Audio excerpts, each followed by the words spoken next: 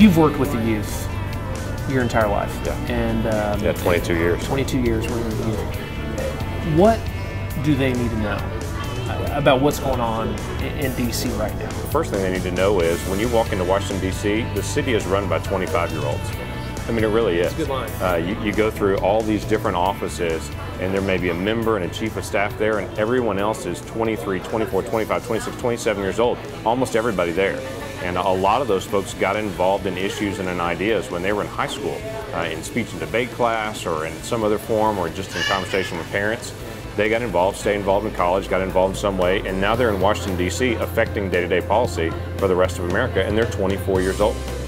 It's because they actually got engaged. You know, and you got involved when you were young. did. You've told that story on the campaign trail when you worked for Keating. Had I not got involved when I did, when I was in college, I don't know that I would be where I am today.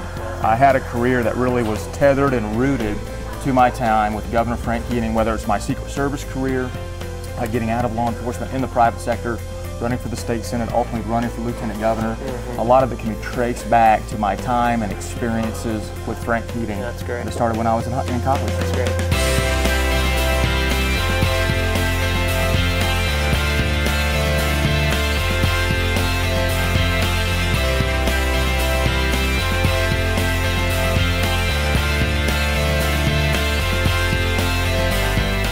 The elevator speech. The Right. 15 seconds, I'm stuck in an elevator. What is that? Because we're dealing with that at the state party with this Emerge 46 program. Sure. We're reaching out to those kids and those college kids and those young professionals. What's that pitch kind of look like? The basics of it is when I talk to folks, the difference between there are two parties for a reason. Not every American thinks alike, and even within the two parties, not everybody thinks alike even within those parties. But we do just see the world and see the role of government very different.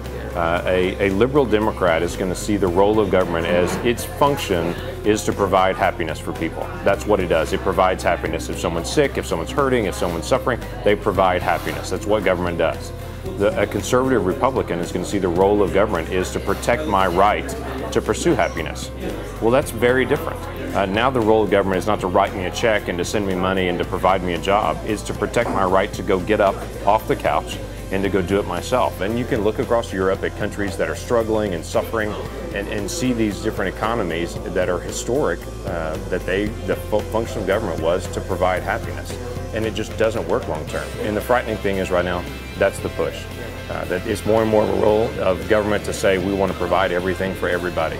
Well, long term, you can't sustain that. There's not enough people working to do that. So here's what's really occurring and why I think a lot of younger Oklahomans should really get involved in politics, because what's happening is this group of leaders is basically saying, times are tough. I'm going to make it easier on my generation by making it tougher on the next generation, and I'll make them solve it. And they're doing it two ways. They're going to drive up the debt, and they're going to spend out entitlements. And so at the end of time, when this generation is 60 and 7 years old, there won't be any Social Security, there won't be any Medicare, and if they are, they're just a slim version of what they are now, and there'll be this enormous debt. Decisions are being made every day at the state capitol, in city government, on school boards, on the federal level. And those decisions just don't impact one generation, they impact all generations.